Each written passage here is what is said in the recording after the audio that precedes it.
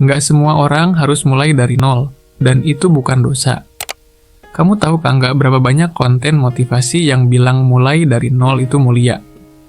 Berapa banyak yang ngomongin betapa heroiknya jadi perintis? Tapi mereka lupa cerita satu hal. Betapa menyakitkannya jalan itu. Dan betapa bodohnya menolak keuntungan yang sudah ada di depan mata. Mari kita jujur sebentar. Industri konten motivasi sudah jadi bisnis tersendiri. Mereka jual cerita dari nol jadi hero. Karena itu yang orang mau dengar.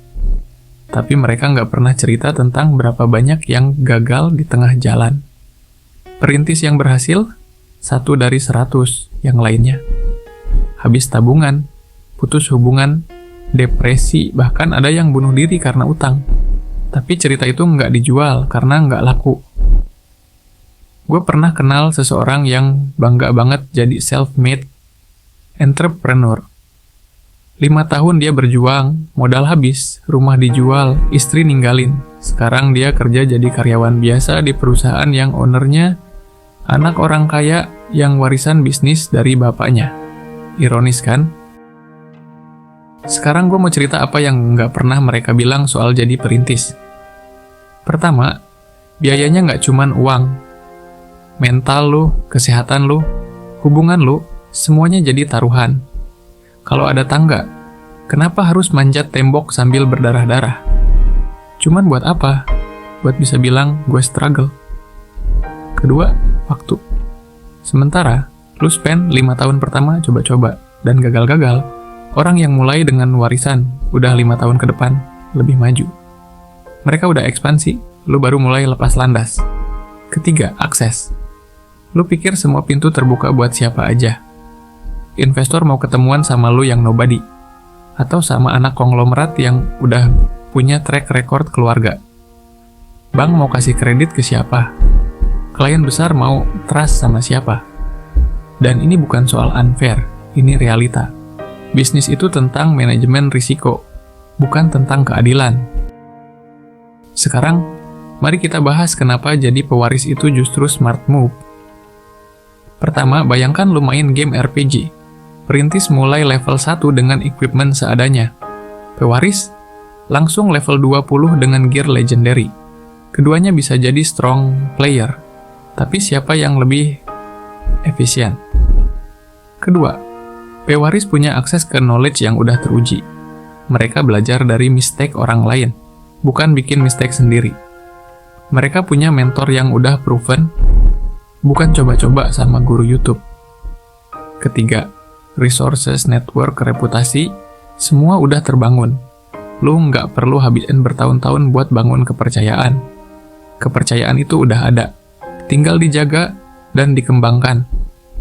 Dan yang paling penting, pewaris yang cerdas nggak cuma terima warisan mentah-mentah. Mereka improve it, mereka bikin lebih besar. Itu juga pencapaian loh, dan lebih sustainable. Tapi kenapa banyak orang nolak kesempatan ini? Kenapa ada yang rela ada jalan ketika ada jalan lebih mudah? Poin pertama, ego dan pride yang salah. Tempat pride yang salah tempat. Mereka pikir struggle itu badge of honor. Mereka pikir kalau nggak menderita nggak worthy.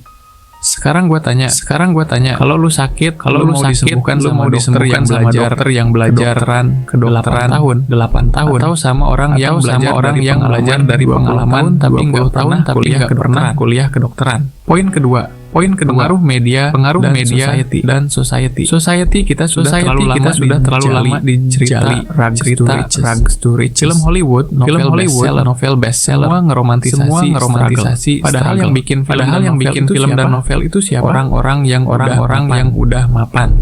Poin ketiga, shame yang tidak perlu. Banyak anak orang kaya yang malah malu sama background mereka. Mereka ngerasa bersalah. Padahal merasa bersalah itu nggak produktif. Yang produktif itu mengenali dan mengakui kesempatan yang kamu miliki. Terus kamu maksimalkan itu.